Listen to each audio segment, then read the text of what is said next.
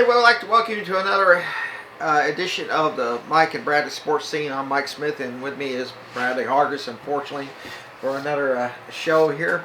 So, as they say, just stand by, strap in, buckle your seat belts, lock up your women and liquor. We're here. We're going to have some sports here. We're going to talk a little about the sports scene, local, state, national, international, pro, amateur, whatever you think is. Nobody's ever had to lock up their liquor.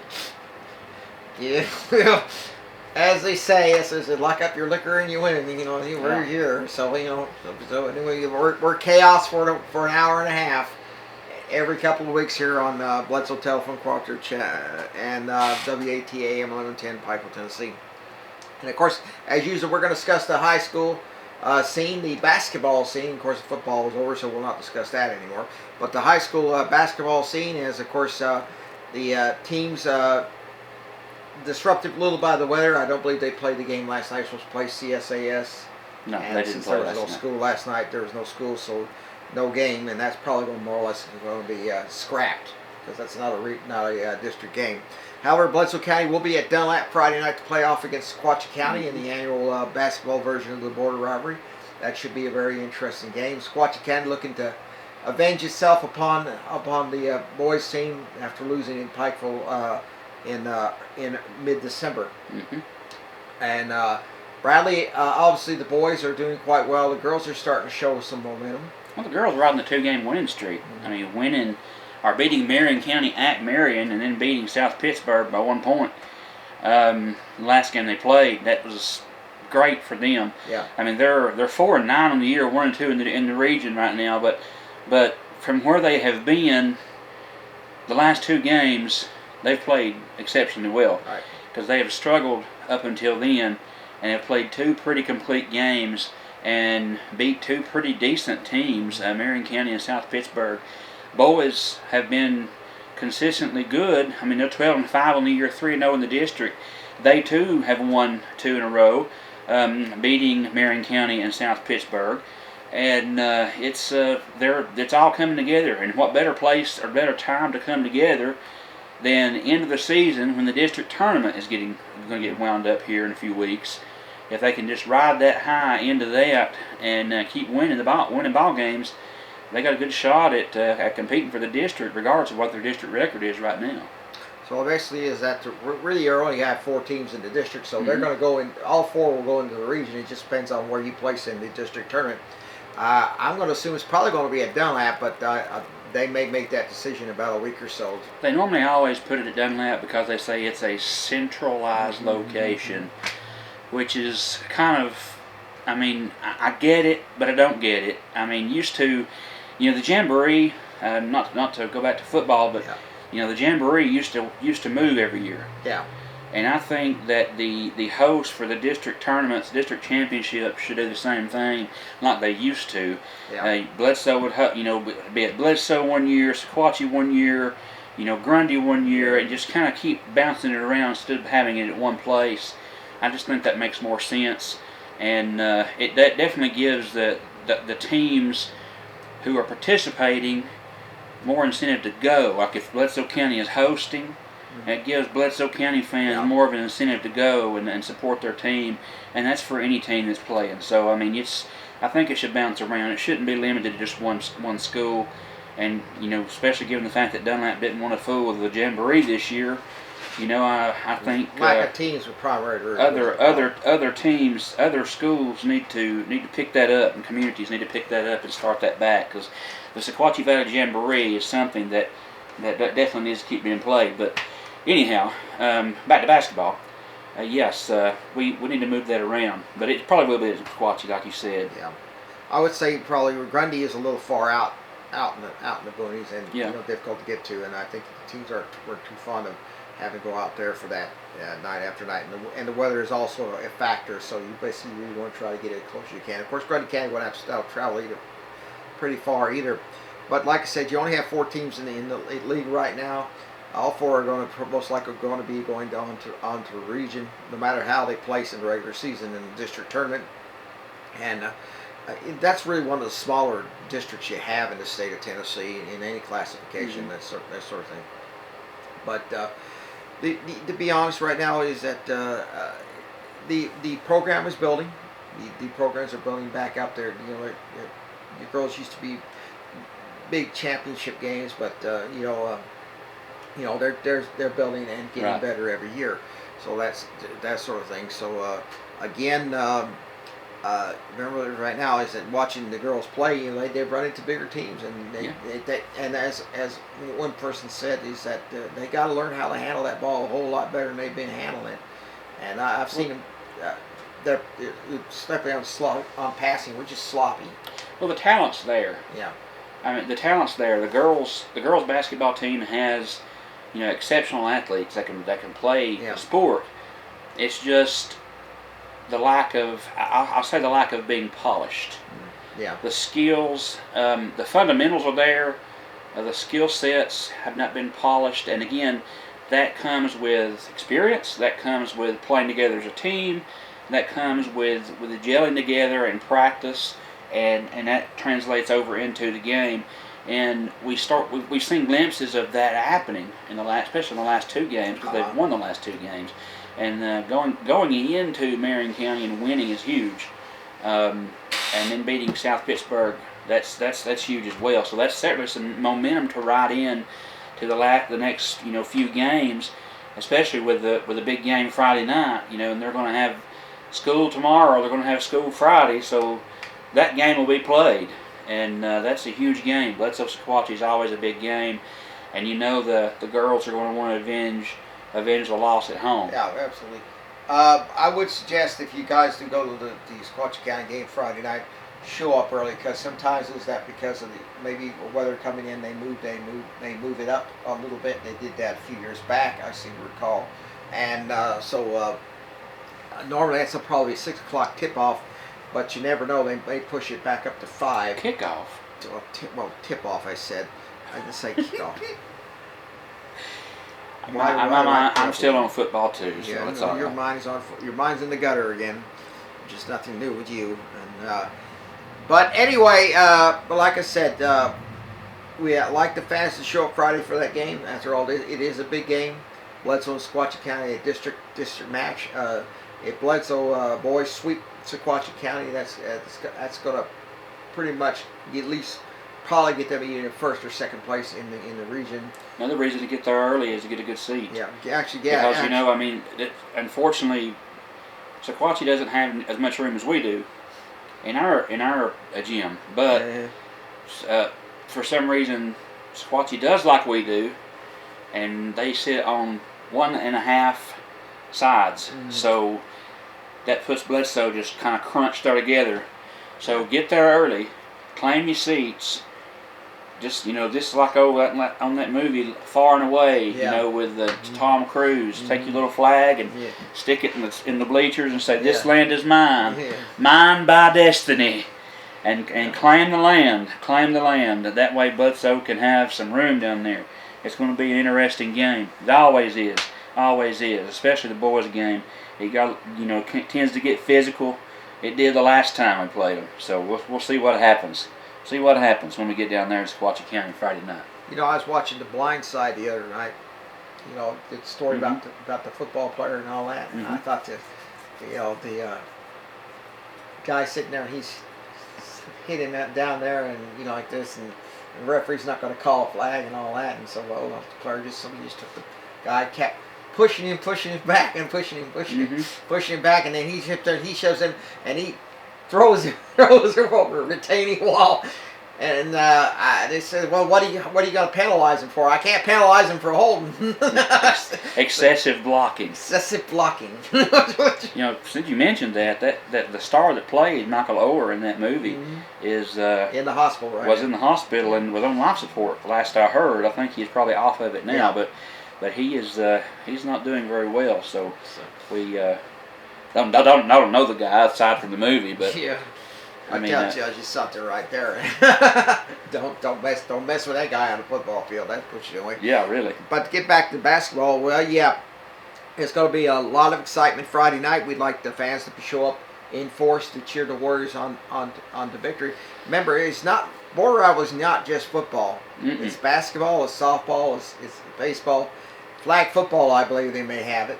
I don't know if Sequatchie's got it or not. I know Bledsoe does, but I'm not sure. But any sport that Bledsoe plays Sequatchie in, it don't matter if it's a Bledsoe County person playing a Sequatchie County person in checkers. Mm-hmm. You know, it's a rivalry. Yeah, you know, it's a rivalry. We want to win. It's bragging rights. And just so what it is. And I actually looked up something, a picture of the Bledsoe County High School basketball team from 1919. So you tell it's been around a lot longer than football has. So you didn't take that picture, did you? No, I didn't take that picture. They didn't give names of the players there, but it was like they only had about 6 players.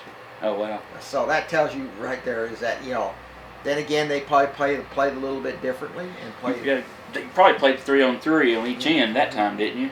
Yeah. Well, the sort of thing. That's what my mom used to play. You know, she played. There was three defensive players, 3 offensive players, and you went to half court. That was what you didn't play full court. They used to how they do it. Used how the ladies used to do that, and that sort of thing.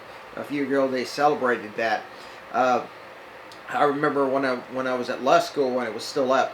My sister played on the basketball team on that, and Mary Robertson was head coach. Mm-hmm. She's genial person, very genial person, that sort of thing.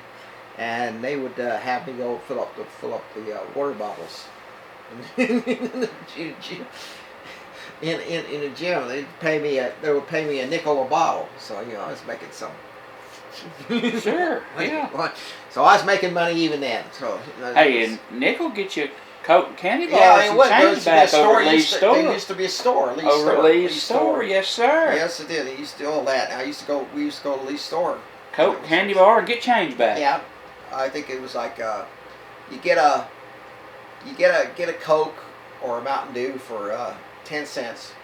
That was in 1967, 10 cents for a bottle. Yeah. This was like the tall bottle.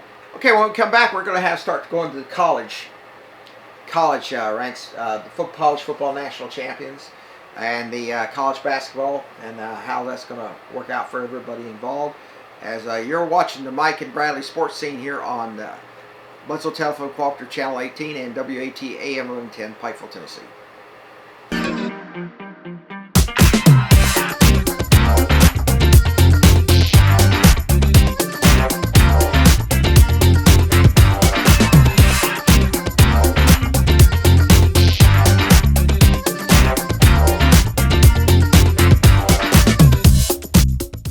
At Jason Lewis Dunlap Supercenter, we're committed to be better. Better prices, better vehicles, a better experience. Your Jason Lewis Dunlap Supercenter understands that you rely on us to provide you with the highest quality of used vehicles. With over 350 pre-owned cars, trucks, and SUVs. So what are you waiting for? Let us show you a better experience with the Jason Lewis Automotive family. Come visit us at Rankin Avenue here in Dunlap or on the web at dunlapsupercenter.com.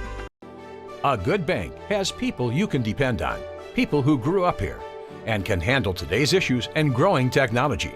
Here at Citizens Tri-County Bank, this is the way we've served the community for almost 50 years. Ready to help you in person, online, and on our app whenever you need it. Choose the bank that cares about you. Citizens Tri-County Bank, the only community bank you'll ever need.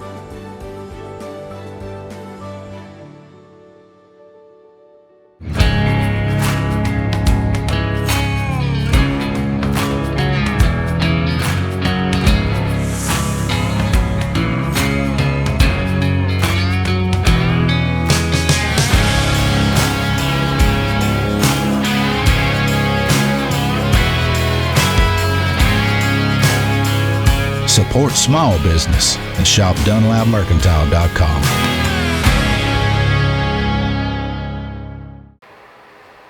Okay, everybody, we're back. We're going to talk a little about college sports, college basketball, and college football. First, we want to get to the college football thing. For the first time since 1991, college football has a first-time national champion, and the last time that happened was Washington in 1991.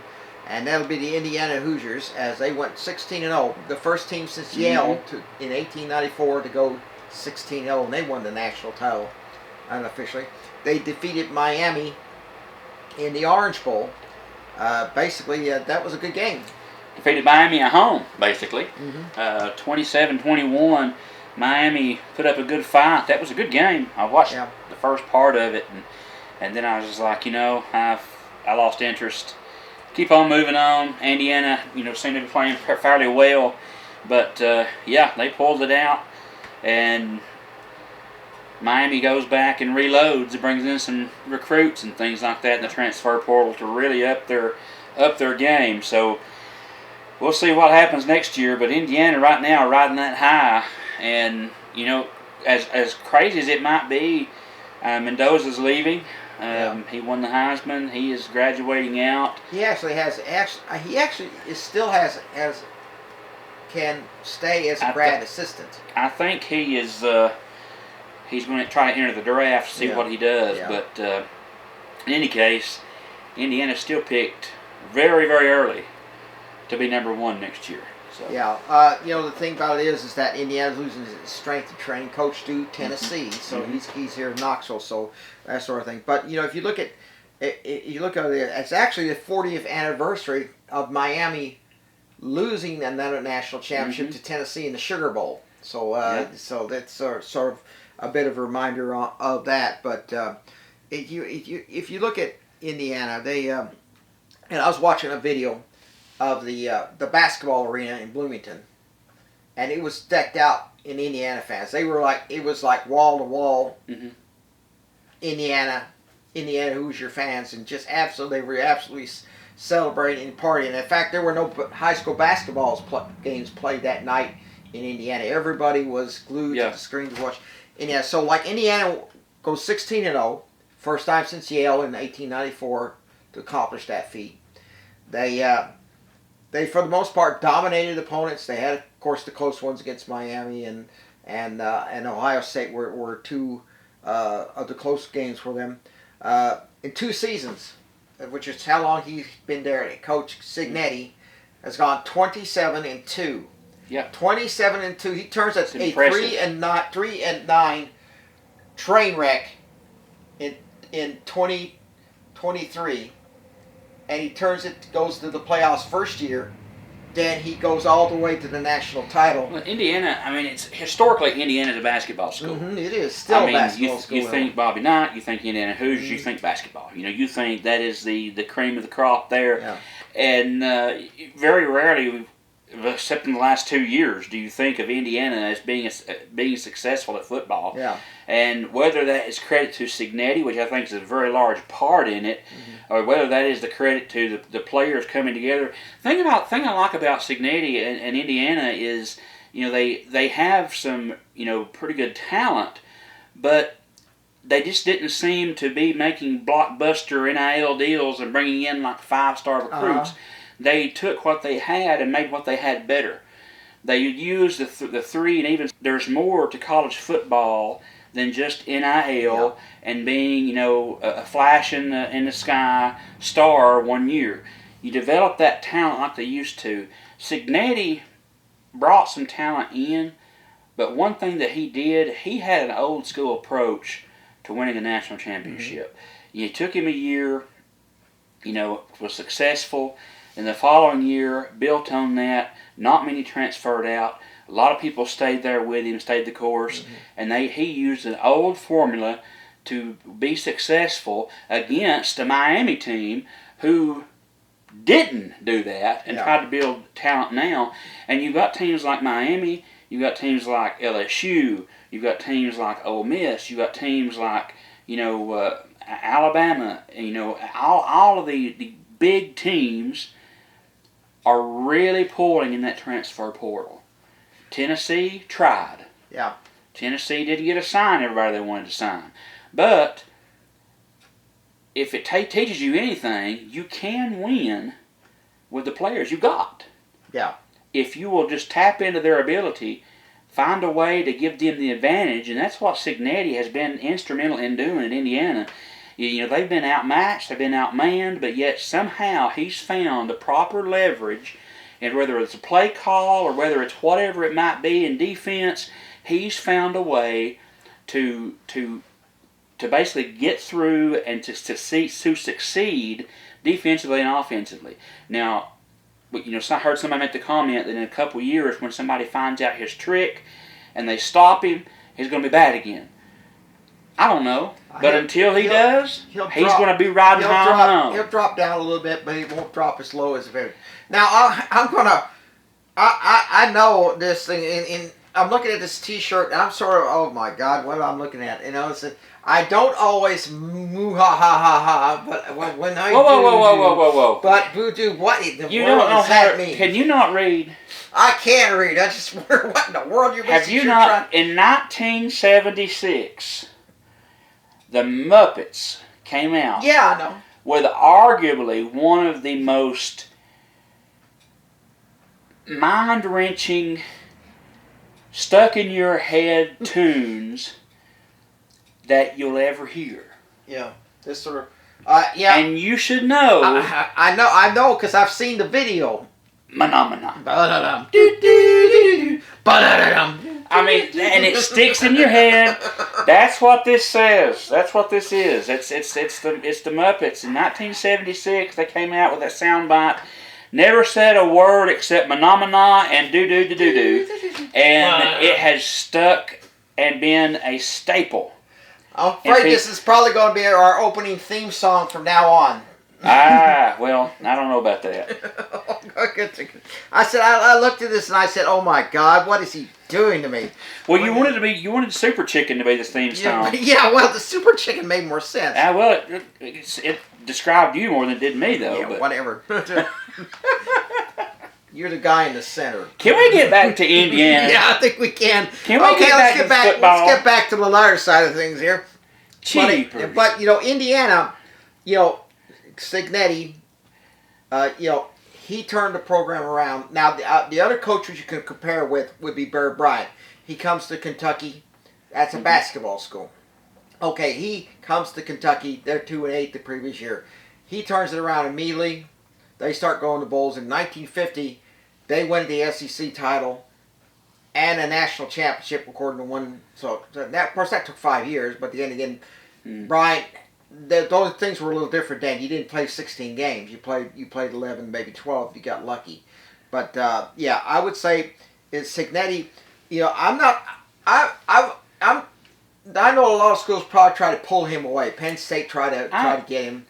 I'm not going to go as far as to say Cignetti is right now would be considered one of the greatest coaches. I mean, you've got Bear Bryant, you've got Nick Saban, you've got General Robert Neyland, you've got Vince Dooley. You've got to implement himself as a legendary coach. He's got to continue to be consistent with this, whether it's at Indiana or whether it's somewhere else. But whatever formula he has right now is working. Yeah. Whatever he is doing in Indiana is working. And it's going to be funny when we a couple of years when they go back and they investigate and say, well, he was recruiting semi-pro NFL teams. I'm like, well, everybody was, But I don't think so. I don't think he's doing that. But he's really doing a great job, and the kids who are playing for him seem to really be drawn to whatever he's doing and be willing to listen and do what he asks of them.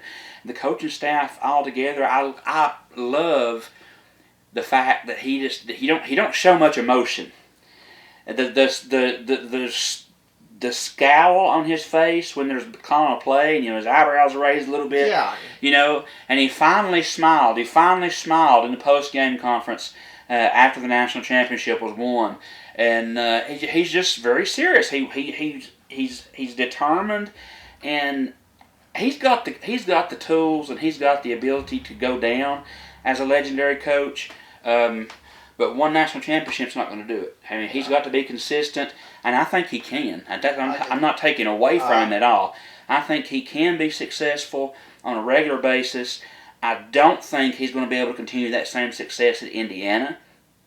I think he will eventually continue that success at a bigger school because they're going to give him the money to do so. And I mean, I don't see Indiana.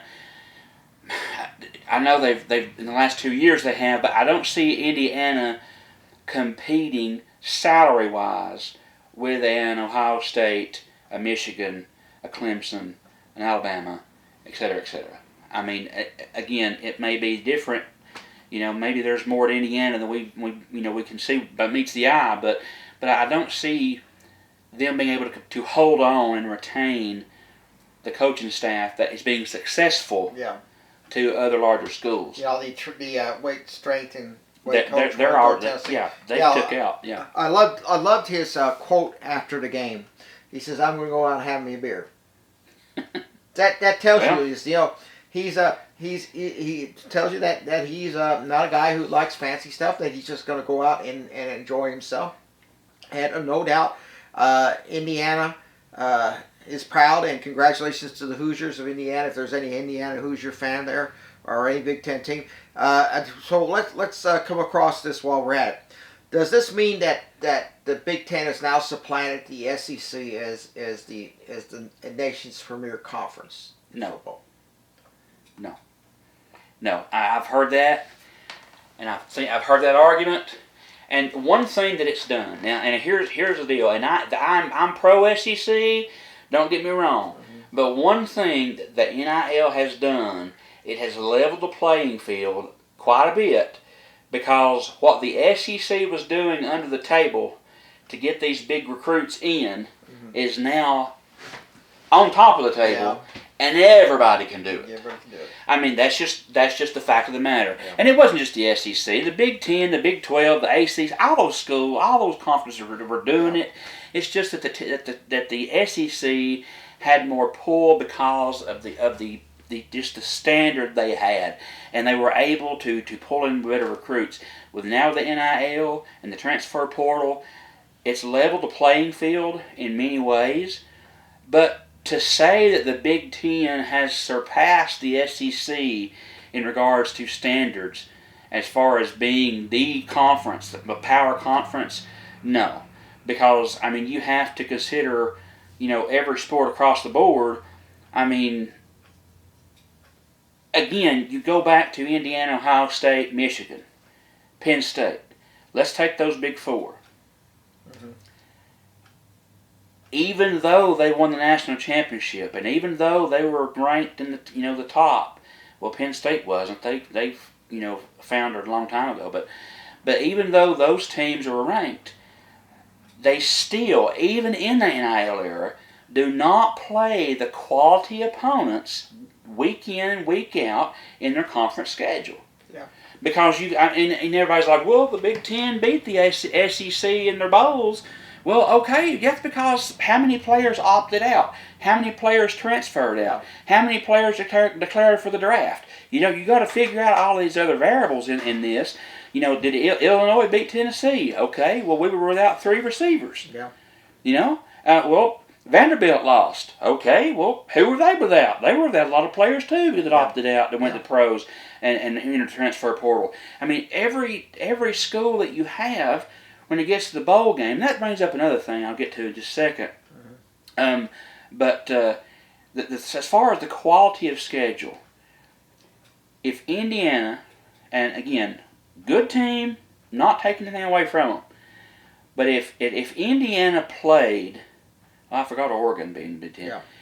That's still kind of odd to say, but hey, Cal. If you put Indiana in the SEC and they play a schedule with LSU, Ole Miss, Alabama, Georgia, Tennessee, Texas.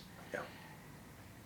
I mean, there's 6 conference games right there of better quality opponents than anybody they've played in Big Ten so far. And same thing with Ohio State, same thing with Michigan. If you can have a subpar schedule, I mean, they've beat people that they were supposed to. Don't get me wrong, they blew people out this year. Yeah. Indiana did. Yeah. So did Ohio State. And they even beat Ohio State, and that's fine, that's great. Yeah. But by and large, the quality opponents across the board, the SEC is still the tougher schedule, the tougher conference. Simply because you look in the Big Ten, I guess you could just put it this way. The Big Ten has a lot of MAC appeal. Yeah. Big points. Good points. Big points. Light the Yeah. scoreboard up. Just Yeah. pow, pow, pow. Light it up. Mhm. SEC is more defensively minded. Yeah. SEC is more physical. SEC is tougher. SEC has won more championships. SEC is tougher in football. It's tougher in basketball. Successful in, and compare to the other conferences. Each conference has their niche. I give you that. And I'm not saying the Big Ten is bad. I'm not saying the Big 12 is bad. I'm not saying the ACC is bad. All I'm saying is the main conferences are not as powerful and as stout and as solid and established as the SEC. I mean, that's just facts. Speaking of Penn State, now Penn State in the 1960s went twice undefeated. Didn't win a national title. And why? Schedule. They were playing weak sisters. You're playing Brown, Dartmouth, all that sort of thing. And that doesn't really get you anywhere. Okay, so they decided to beef up their schedules. They scheduled Tennessee in 1971 or 72. They were going to play a game in Memphis and then up at Penn State. Okay, first thing problem is had a scheduling problem, Penn State. So they moved the game from September to December at Knoxville. Okay. Now, it was cold in Knoxville, but it was too hot for Penn State, and Penn State, Tennessee trounced Penn State. It was a national television. Okay. All right, they were going to have it at Happy Valley. That was in December. Well, Tennessee said, we don't want to go up there. It's going to be icy cold. I said, okay, we'll move the game to Memphis in September at night. Well, they found out that date, Memphis State was, as it was known then, was playing a game at night. That was out of commission. I said, well, where are you going to play it? Knoxville, again. But Penn State said, we don't want to play during the day because it's too hot. So Tennessee, tell you what, you come up here, we'll put lights on, and we'll have a night game. As Tennessee was the last SEC team to have lights in the stadium. Well, Bob Woodruff and the university president was going to this convention, and the university president didn't want to share a room with Bob Woodruff because Bob Woodruff snored, and he said, well, get me another room. And Bob Woodruff was going to say, okay, I'll get you there. Can we have lights at Neyland Stadium? He said, yes, we can have lights. Just get another room. And that's how it happened. And, of course, Tennessee won 28-20. But the problem is that there was no television audience to see it because the NCAA controlled the television. They had Tennessee and Georgia Tech the week before between two black quarterbacks, Condra Holloway and Session. Because they weren't going to make an exception. The network, ABC, was the one who did college football in those days. Yeah. They preferred to show regular series TV instead of having something historic like the first night game at Neyland Stadium and that sort of thing. So basically is that Penn State went to Knoxville twice in 11 months, got whipped both times, and that sort of thing. So that's what scheduling will do to you. And you looking back now at those who, now this is using the criteria of today to go back and claim an actual national title. Okay, we have to consider that there was a time in the late 1800s, early 1900s, even into the mid 1900s, nobody really paid attention to football outside of the Ivy League. Right. I mean, the Princetons, the Harvards, the Yales, all the Dartmouths, all those, the Browns, all of those that's why they won so many national titles. Football was still going on in the South. Yeah, it just wasn't. And not just in the South, but in other parts, Midwest, South, Southeast. I mean, there were other teams that were better than Ivy League teams. Yeah. And didn't get the recognition simply because nobody, for lack of better words, nobody cared. Nobody Nobody wanted to come down here and do that. So that's why you look. It went back and used the same criteria as to how many national championships each team rightfully should be able to claim, considering all the years. Going back using modern. Alabama was number one with 18. Yeah. But they had more. Tennessee could have laid claim to 6 based on the criteria now. Yeah, he ought to have 13 national titles. Yale and Princeton and all of those guys, based on the criteria now, would only have 4 or 5 apiece. But yet they're in double digits because nobody cared about anything but the Ivy League back then, because that was football. The Ivy League then was the SEC now. Yeah. That was the Premier League. That was what everyone paid attention to, and nobody cared about anybody else but the Ivy League, just because of the pedigree that it had. And now the same thing is, we have the same thing with the SEC, the Power 4, ACC, Big 12, Big 10. That's where we all are. Yeah. So again, looking at today's day, SEC still the toughest. Yeah. Big 10. I'm not saying that other conferences are bad. I'm just saying they're just not as tough. Mm-hmm. They're just not as tough. And I would like to see the Big 10 and ACC and all those schedule the bigger teams in more established teams in the SEC to prove that. It's not fair. It's not fair for Indiana and Ohio State, and I'll even go ahead and say it. It's not fair for them to schedule a Tennessee, a South Carolina, a Kentucky, and beat them and be like, well, we're better than the SEC. Yeah. No. That's beat the Bamas, beat the LSUs, beat the Georgias, beat the Floridas, beat the Texas, beat the Oklahomas. Those are the teams. If you're going to be the best, you got to beat the best. Tennessee's not the best right now. No. Those teams that you're beating is not the best right now. Play the best. Play them and then lay claim to that. And that's the only way you're going to be able to do it. And if I was Big 10, that's what I would do. If I was the ACC, I'd schedule the big dogs. Don't pull a Notre Dame and schedule a cupcake and expect to be number 12 and above and get a guaranteed bid to the college playoff. Yeah. If you look at it this way, now the 6 unclaimed national titles that Tennessee supposedly won was 1914, 9-0. Mm-hmm. Okay, 1928, 8-0-1. 1928, 8-0-1. 1956, 10-1. Mm-hmm. Okay. 1970, 11-1. 1985, 9-1-2. And 1989, when they were 11-1. Those were unclaimed national titles. Those were different. They weren't AP or coaches. Right. They were different. Different occasion. Now the first other team that won a national title, who was given the national title, was Vanderbilt. Mm-hmm. Believe it or not, in 1911. That's when they were a powerhouse. In fact, they were so much of a powerhouse before Neyland took over that they insisted they play all the games in Nashville, which had a 20,000 seat stadium, and Tennessee had like 3,600 seats. You can tell the difference in that sort of thing.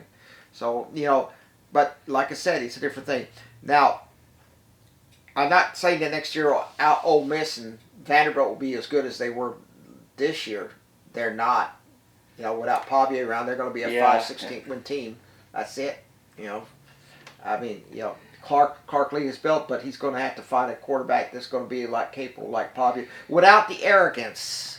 Well, it's funny because you mentioned Pavia. He goes to the NFL Combine, and he's listed as 6 feet. He measures in at 5'8" and 7/8", and I'm 5'8". I'm 5 feet 8 inches. He thought it was funny, but the fact of the matter is, he misled the scouts by telling everybody he was 6 foot. Of course, 6 foot is an average height, but not NFL. Not NFL. If you get NFL, you better be a 6'3", 6'5", 6'6", so that you can see over the line, because most of the people blocking for you and coming to get you is 6'5" and above. So you've got to be able to see over that, and he played pretty well in the Senior Bowl, but still he's playing against college level kids. Yeah. And I don't wish ill on the guy, but there's so many negative things surrounding him, with the way he said things about the Heisman voters when he didn't win that. The way that he's always praising the fact that he's He's trying to, mirror his image in life, like, Johnny Manziel. We know how that turned out.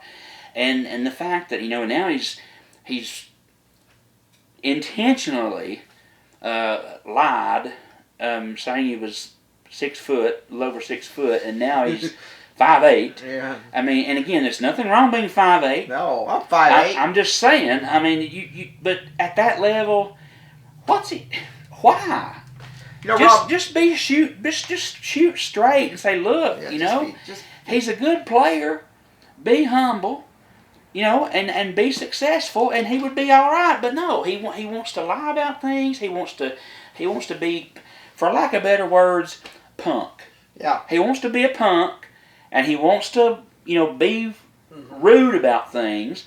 And that ain't gonna get you nowhere. That's not gonna get you anywhere. And I'm telling you, if he goes into the NFL and gets drafted, and he probably will. So a team will take a chance on him. And he goes into the NFL with that kind of attitude. Yeah. He's going to have a target on him. And I'm not saying, not the Sean Payton, bounty thing. Yeah. No, he's going to have a target on him. And those NFL guys are going to be like, listen, kid, you're going to be humbled before you do anything. And it may not come from the opposing team. It may come from the team inside his locker room.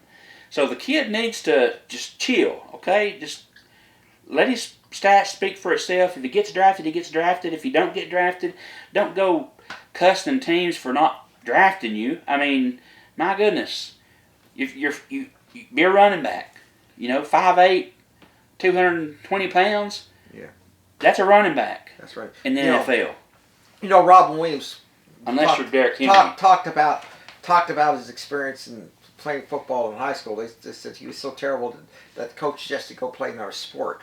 And he said he would he was a running back, and he was handing him off the ball, and he was telling he see this huge giant shouting, the sun's got out. No, it's just me. big guy. But he's it's how he talked about sports and that sort of thing.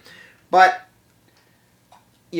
Pavia is going to learn some humble pie very quickly, and because his face is going to be kissing the grass real rapidly. It's coming.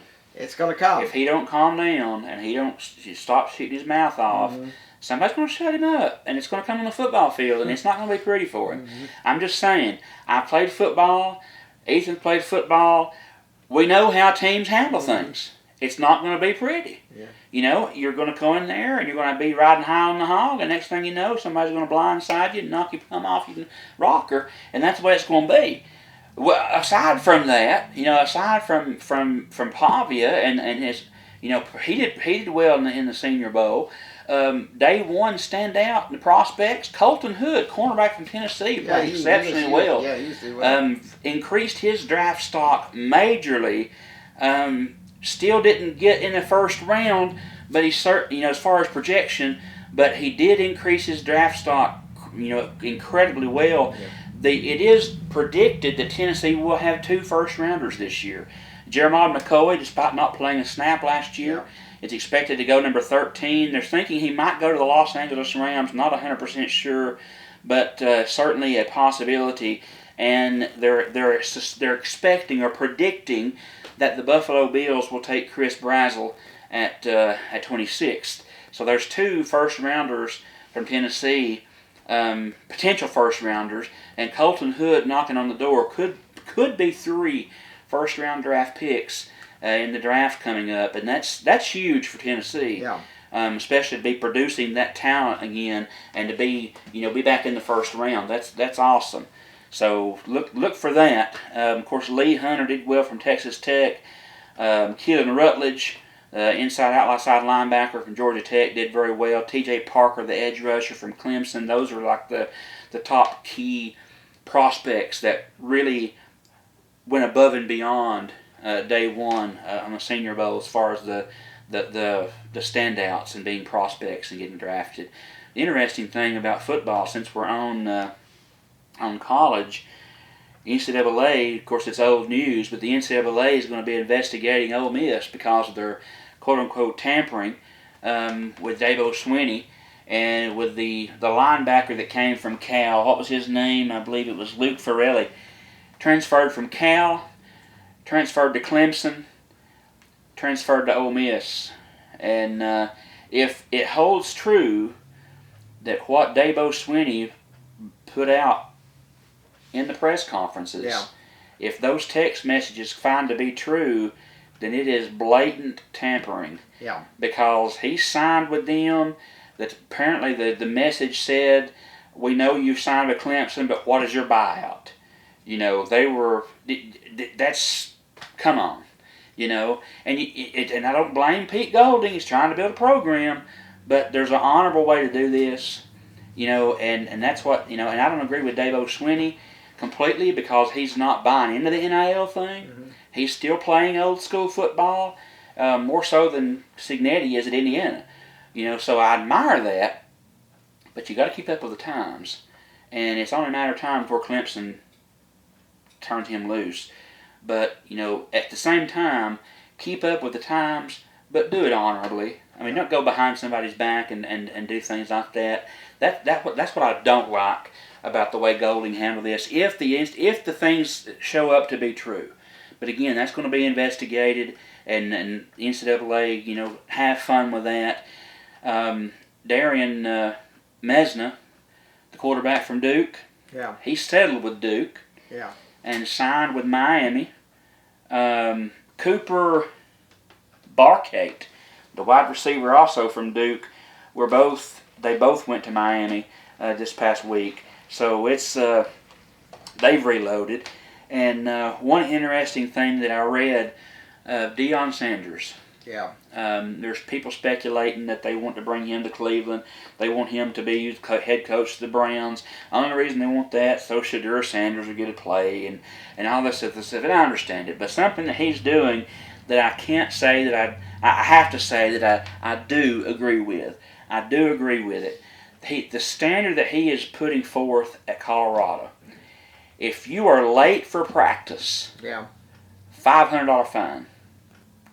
If you don't show up to practice, $2,500 fine. And he has things like this. There are profanity has been banned on the campus. We're not only in the cafeteria but on the football field. We're going to be respectful. Mm-hmm. In addition to Sanders stressing the importance of being respectful to women. One of his biggest forbidden items was directed at transfers. When you come in, you're not to wear any gear of the former team. Well, that makes sense. That makes sense. Makes sense. But here's some other things. $2,000 fine for being a no-show to a team meeting or a film session. That makes sense. $400 for being late. Mm-hmm. $1,500 for not showing up to a strength and conditioning workout. $1,000 for being late to treatment. $1,500 for a no-show. Up to $2,500 for violation of team rules, and up to $5,000 for public or social media misconduct. I don't disagree with that. I can get on board with that. I can understand that. I can get on board with that. Used to there wasn't an influx monetarily into these players, but now with the NIL, Coach Prime is setting a standard here. He can take advantage of this. If you're getting $3 million a year to come and play, you better be doing what you're supposed to be doing. You're going to be paying some out. So that can, that if one thing that's going to do is going to teach those young people that are playing for him accountability. Love, don't like, or indifferent. Deion Sanders, you have to agree with that. I mean, to show the players accountability, I like it. I think if other teams would do that, it might clear up a bunch of this mess. Bert Bryant used to have a way to deal with players who were late for practice or team meetings and that sort of thing. Mm-hmm. Okay, he had two ways he'd do that if you were for team meeting, and if you didn't show up, he'd lock the door and then tell the coach, pack up the guy's gear. It's gone, no second chance. Okay, but when you were late for practice, he would hand you a shovel and say, go out and clear the field next door to get cow patties and that sort of thing. One day, he showed up late. He overslept for practice. Players handed him a shovel. He went out there and shoveled cow patties. He said, I have to set the example. That's true. So, because they didn't have money, so you could. But like he said, he's like what he said. He said, you're there, all the coaches then, Johnny Major used to say, you're there or you're not there. There is no such thing as late. Right. And he said the first thing he did when he got in coaching, when he got Tennessee, is that he banned players from wearing hats indoors, and he banned chewing tobacco. You didn't chew tobacco around him. And first time he came in, this before he put the rules in effect, he sort of sat there and says, coaches, he said, do you notice there's something wrong in here? He said, yeah. I said, make them take the hats off. Coach Bryant had a policy is that when you came down for breakfast for game day, you wore a suit and tie. If you didn't have a suit and tie, you did not eat. And they said they had one funny thing, and this was hilarious. They come down there and several players did not have a tie. And so what it is, they went around and asked the boosters and fans that are there, do you have a tie I can borrow? And all that. He said, one guy took a garbage bag, plastic garbage bag, and put a bow tie over this. And Coach Bryant thought it was the funniest thing he ever saw. Funniest thing he ever saw. But he said, it made it clear, he said, if you don't have a tie, we will lend you one. Yep. But you will wear a tie, right. A suit and tie, to breakfast on game days. Well, you have to have that standard. You have to set that precedent up front. And I don't agree with everything Deion Sanders does. I don't agree with, I'm not a big fan of as far as, his coaching style and all that, but I get on board with that. If he's trying to teach his players some accountability, and you can't argue with that. And if other schools will get on board with it as well, like I said, it might cut down on all of this, Diego Pavia junk. Teach them a little humility, teach them a little responsibility and accountability, and they're not just going to go out there and shoot their mouth off. I'm saying that's the best players that have been successful, to have Hall of Fame careers, to have stellar, college careers. The best ones that have been established have been ones who've been humble, the ones who have been down to earth, and who have let their stats talk for them. That's just the way it's always should be. Bear Bryant suspended Joe Namath because Namath was caught drinking out there, and Bryant confronted Namath and said, "You won't lie to me now, will you?" And he says, "Were you dropped drinking?" And Namath said, yes, sir. Turns out there were two other players doing it, but they never turned themselves in. And he says, no, you can't do this to me and all this. But so I got to suspend you, because if I don't suspend you, I'm going to have to resign. And Namath said, no, I just want you to call my mother and tell me before he gets to the newspapers, which he did. And he stayed out. And he said he taught Namath one thing: the best player does not get away with it. That's right. And that's what it is. Namath ended up coming back to senior season, then went to play for the New York Jets, and he said he learned a lot from that. Okay, we're going to come back. When we come back, we're going to talk about college basketball, so we know a little about football a little too long. And then we're going to talk about the pro football, and of course, in addition to the Major League Hall of Fame, and he I believe played for the Yankees. As you're watching the Mike and Bradley Sports Scene here on Bledsoe Telephone Quattro Channel 18 and WATL AM 1110. At Jason Lewis Dunlap Supercenter, we're committed to be better. Better prices, better vehicles, a better experience. Your Jason Lewis Dunlap Supercenter understands that you rely on us to provide you with the highest quality of used vehicles. With over 350 pre-owned cars, trucks, and SUVs. So what are you waiting for? Let us show you a better experience with the Jason Lewis Automotive family. Come visit us at Rankin Avenue here in Dunlap or on the web at dunlapsupercenter.com. A good bank has people you can depend on, people who grew up here and can handle today's issues and growing technology. Here at Citizens Tri-County Bank, this is the way we've served the community for almost 50 years. Ready to help you in person, online, and on our app whenever you need it. Choose the bank that cares about you. Citizens Tri-County Bank, the only community bank you'll ever need.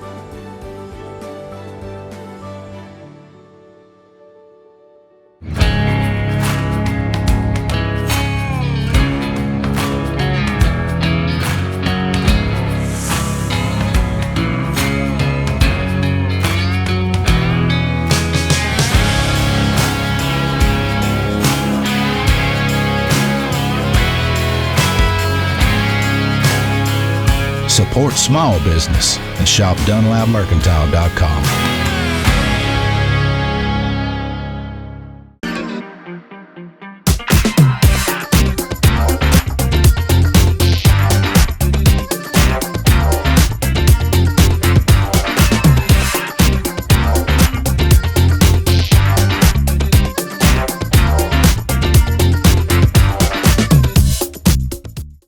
Okay, we are back, and we're going to talk a little about the college basketball season because our previous segment ran a little bit long.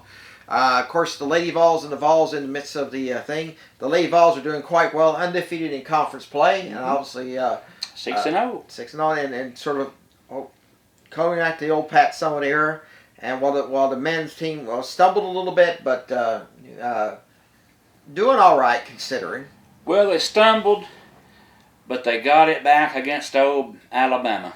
Yeah, especially Number when they got 17, Alabama. They went all the way down there, played an NBA player. That was a whole big deal. Mm-hmm. Badeko, man, they thought everybody's been all up in uproar of that. Baylor did the same thing. They've got a guy out of the G League that's coming back and play, and NCAA's trying to see what they can do to stop it. Anyhow, Alabama puts up this NBA player and goes out there and thinks Nate Oates thinks they're just going to beat the possum whomp on Tennessee. And guess what Tennessee does? Tennessee wins in Alabama 78-73. Well, again, still quite a bit of ways to go. There's an interesting story is that Kentucky was playing Tennessee one week in 1966, and the week before, Kentucky just absolutely bullwhipped Tennessee. Okay, well, Kentucky was undefeated, they're ranked number 1 in the nation, and Ray Mears, the head coach, goes out and buys for $12 a cheap brown suit, the same type of suit that Adolph Rupp wore. And Rupp sees this suit and Mears, "Oh, how'd you like my suit, coach?" And Mears didn't say, and Rupp didn't say much until he got to the locker room at halftime. And he said, "I ain't going to let that dad blame Ray Mears outfox me wearing that cheap brown suit," and that sort of thing. He said, what it was, that was a psychological move. That was a psychological thing. Mm-hmm. He said he gets Rupp's goat by that, because he was doing all sorts of stunts back then. If you read the book Ray Mears, it's a very interesting book. I've got a copy of it.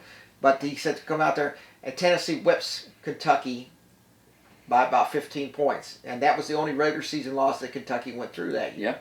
Until they lost it. And they didn't lose again until they lost to Texas Western in the national championship game. But they said Mears got Rupp's goat more often. He beat Rupp more often than any other coach at that time, because that sort of thing. Yeah, I think what it was is that I think Bama thought, well, we got this guy who plays NBA light, and instead Tennessee ended up playing like an NBA heavy team and beats. It would be different. It would be completely different. I mean, right, wrong, or indifferent, Tennessee won the ball game. Big deal. But Badeko left Alabama following the 22-23 season to turn pro. Yeah. Okay, 3 years. 3 years. Started 67 games during his 2 years in Alabama. He was undrafted.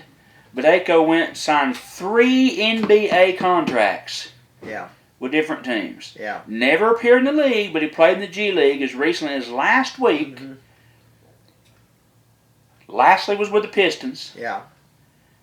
And comes back after 3 years, after declaring for the draft, after playing in the G League, after signing a contract with an NBA team, and is able to participate in college sports again. That's like Peyton Manning, after 16 years in the NFL, will come back and play quarterback for the University of Tennessee. It's not going to happen. And it wasn't right when Baylor did it. It wasn't right when Alabama did it.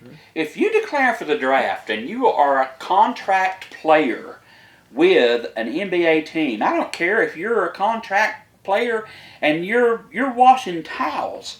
You are under a contract, your eligibility is revoked, in my opinion. Yep. But, again, that's for the NCAA to decide. Tennessee beat them.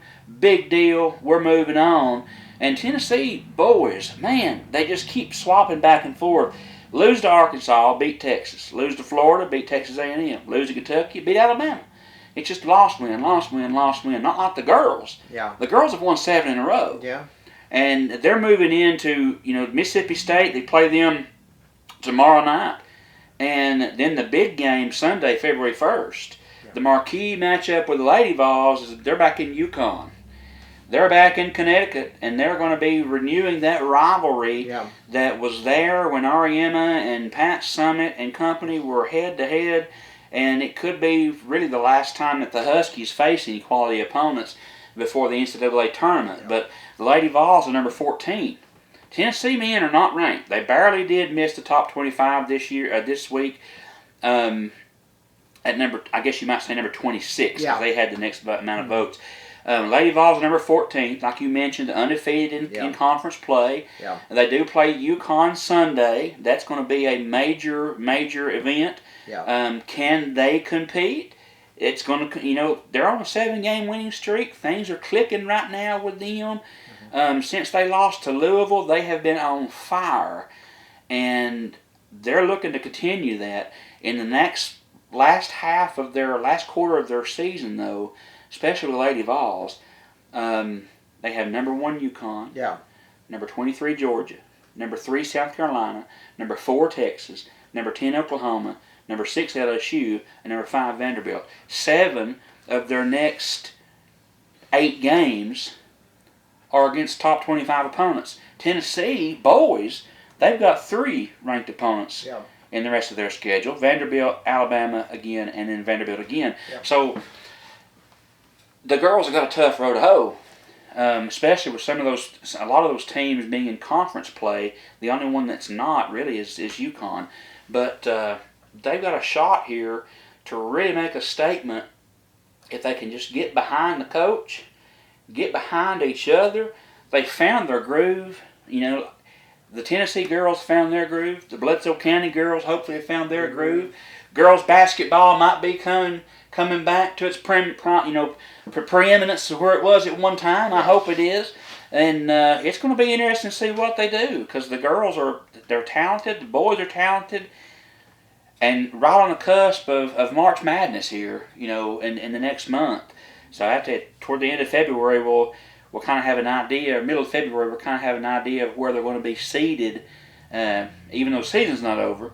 We'll have an idea of where they'll be seated in regards to where they're going to be playing. So, and I think, but especially based on now, I mean, the Lady Vols should and the Tennessee boys, both of them should be making the tournament. Yeah. I would, if you look at the Lady Vols, they're the only women's team in NCAA history to make every tournament. Mm-hmm. I mean, they have never missed a tournament, and I don't think they're going to miss one this year. Okay, well, we're also going to go to some pro football. Super Bowl is set, I believe. Yeah. The Patriots, by the way, Josh Dobbs, who is with the Patriots, will be playing in his first Super Bowl if he gets to play. But he'll be in the first Super Bowl. But the Patriots will play, I forget who won the others. Seahawks. Well, so the Meahawks will be the Meahawks. The Meahawks. I was betting on the Texans. Well, then again, like I said, it's like you lost money. So the Meahawks and the Patriots will be going. That's what you get for betting. Yeah, well, I don't bet money. I got any money to bet. So somebody told me you lost $250,000 on the Texans. Yes, I lost a lot of money on that. I lost my signing bonus. Yeah, whatever. On the Broncos. Yeah, I know. By the way, the Broncos fired their coach. Yeah. Broncos fired their coach, by the way. We don't bet on nothing. The Broncos fired their coach. I figure they would. If the team loses, guess whose fault it is? It's always the coach's fault. Yeah, coach is always going to be the first to go. So anyway, a couple of weeks, the Meahawks and the Patriots will be going at a battle. And by the way, that's the 40th anniversary of the Patriots' first appearance in the Super Bowl. Lost to the Bears. Yeah, and since we're on football and Super Bowls, the kind of a shocker to everybody. I don't particularly like the guy because I just didn't like the Patriots when he was the coach, but Belichick is not a first ballot Hall of Famer. And that has a lot of NFL fans, NFL gurus, kind of like, wait, what? How many Super Bowls did the guy win? Let's see, 8-time Super Bowl winning coach. I think you have to look at it this way: is that you got a lot of coaches. Robert Nealon, when he was a coach of Tennessee, he never won National Coach of the Year honors. He never. Well, he didn't win a Super Bowl either, did he? But then again, he was like as good as coach as he was, he never won a National Coach of the Year honor. Well, see, that's a ripoff. And of course, Bear Bryant. I think that has a lot to do with the generation he coached in too. Yeah, well, yeah, because that's back in the Ivy League, stuff. And Bear Bryant took 17 years to win National Coach of the Year. But awards. Based on there's no reason. I mean, you can't argue with the accomplishments that he has. No, you can't argue. And he's coaching at North Carolina now. Bless his heart. He just man, go out on top. I don't know why in the world. And there's people that were lobbying to not vote for him. One guy, they're under investigation, and I'm like, why? Why would you want to take that away from somebody if they've accomplished? Well, I think maybe because he may have rubbed some people the wrong. It's politics, man. It's all I know it's politics, but come on. Look, if someone said I ought to be in the high school broadcasters Sports Hall of Fame, what do you think would be the chances of me actually getting into that? Well, the first thing that I would say is Mike has done it for 97 years. So I ain't that old. That alone should put somebody in there. 97 years. And before that, the 30 years before that, you were writing articles for the paper. Yeah. So, I mean, you've been involved. So, I mean, I'm not going to buck against you, even as much as I aggravate the hound out of you and pick at you. I'm not going to I wouldn't want to strip that from you if you earned that and people voted you into that and got an accolade or award. I wouldn't. If I got that, that'd be great. That'd be fine. I would give credit where credit is due, and it'd be all me. But sure. Bradley, I would mention Bradley in a sort of a aside and that sort. But no, seriously, I think what it is probably he rubs so many people the wrong way. Probably, that's just everybody knows Bill Belichick does that. He's just that way. And how many other people in the Hall of Fame right now did the same thing in their careers? And again, it's not based on their personality. It's based on what they accomplished. It's a perfect world, but unfortunately, politics always gets involved in that. It just ain't right. No, right. And I mean, okay, and it's not. Maybe I'm just bellyaching over it. Wow, he's not a first ballot Hall of Famer. Big deal. He can go in next year. Yeah, but still, the fact of the matter is, that'd be like superstars in the league. It's just shocking that someone can accomplish so much and have that taken away from them, because that's an accomplishment in and of itself to be inducted on the first ballot. And we're talking about Hall of Fame here, and we're talking about football, but you mentioned the Baseball Hall of Fame, how that the biggest snub to me is Dale Murphy has not made it to the Hall of Fame. Yeah, I think he should be in. And if he had not had those 3 bad years, because he started trending downward.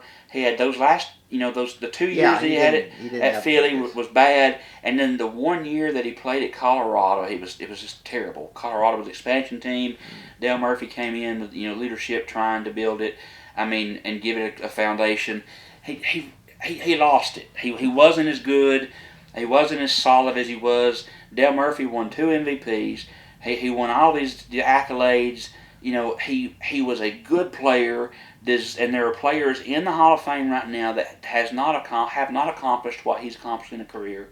He should be in, but he's getting snubbed. But I'm thankful that Andrew Jones finally made it. He finally made it. Chipper Jones. And you know what it is that as soon as Chipper Jones was announced that he was going into the Hall of Fame, Mm-hmm. there were people come out saying, well, he's a bad guy. He beat his wife. And I said, oh, my God. The guy was not even allowed 24 hours to enjoy his moment. Somebody out there has to chop at him. There's always an ace there. Yeah. There's always somebody trying to bring it down. Bill Belichick trying to bring him down, not get him in.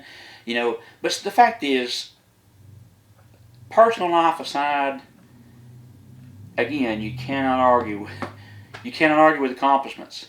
So, and I know that sounds like I'm talking out of both sides of my mouth because I was talking that way about Pavia earlier, but what really accomplishments does he have? So I mean, again, go back to the accomplishments. And the team of the '90s, the Atlanta Braves. I mean, look how many Hall of Famers they have in there right now.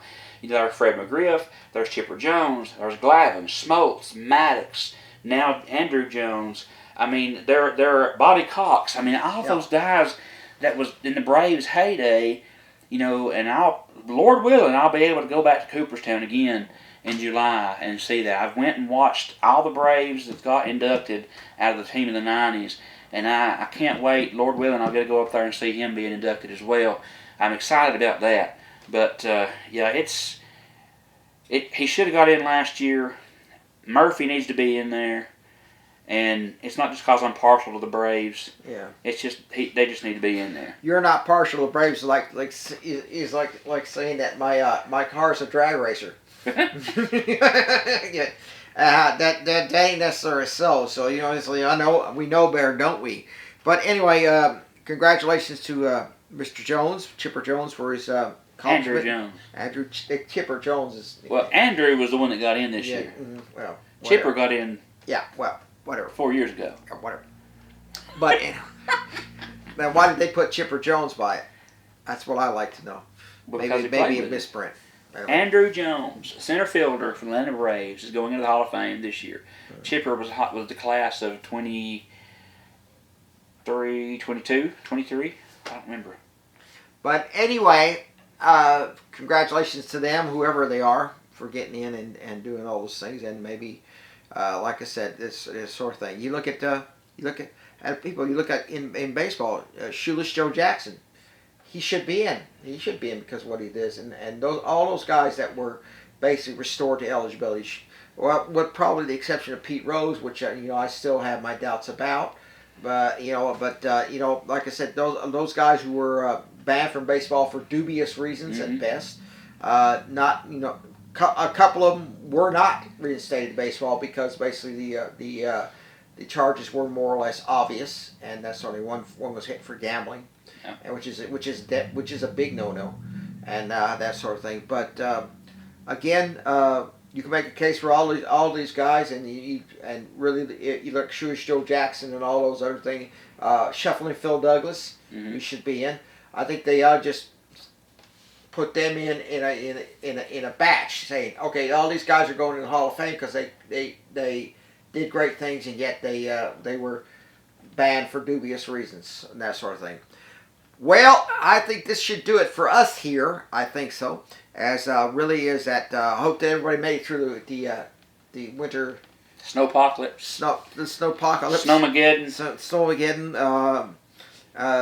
I get to see the snow kitties out there this weekend and that sort of thing, and we're supposed to have another storm coming in this weekend, which hope won't happen. We'd like y'all to show up Friday night for the basketball game between Bledsoe County and Sequatchie County at Dunlap. The tip-off is scheduled for 6 p.m. We don't know if that's going to be moved up or not, but like I said, just get there early, that sort of thing. You can see junior varsity play a little bit, and cheer on and try to outdo the Sequatchie crowd. I know it's loud, and I hope they don't have the band there. I'm sure they will, right beside you. Right beside you on their side. That's what I need to see. That's what I need to see is end up with memories of every game with a headache. Of course, one of the first basketball games I ever saw was between Bledsoe and Sequatchie at their old high school. And I think they called it the Pit for reasons. If you ever seen that gym, it was 2 levels like Bledsoe County's old gym, and it was a little more or less narrower and that sort of thing.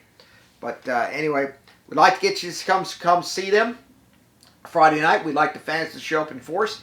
Bledsoe County and Sequatchie County will have the broadcast of that game Friday night. as Bledsoe County and Sequatchie County will take on in the basketball version of the Boulder rivalry. You have some final words, Bradley, before we leave? Always do. Oh, no. Always do. Oh, no. Always got a tagline, go blue. Go support those Warriors. Go down there in Sequatchie County and make your presence known, wear your blue and your gold. Go Braves. Got to sign some more pitching. Got to get some more players in there. We're dragging behind everybody in the free agent market. And go Big Orange. Let's go McIntyre. Let's see what we can do this year. And of course, again, we'll see you next time. Of course, I'll be wearing my New York Yankees cap. Yeah. And I got yours specially ordered with Bradley Hargis on the side. Yep. Mm-hmm. And I will do exactly like that fella did when he burned John Denver's Entertainer of the Year award. That's a different thing. I'll catch it on fire Charlie Rich was drunk. Well, I'll do it sober. I don't care to burn a Yankees hat. It's before most people's time that did happen. I saw it on TV.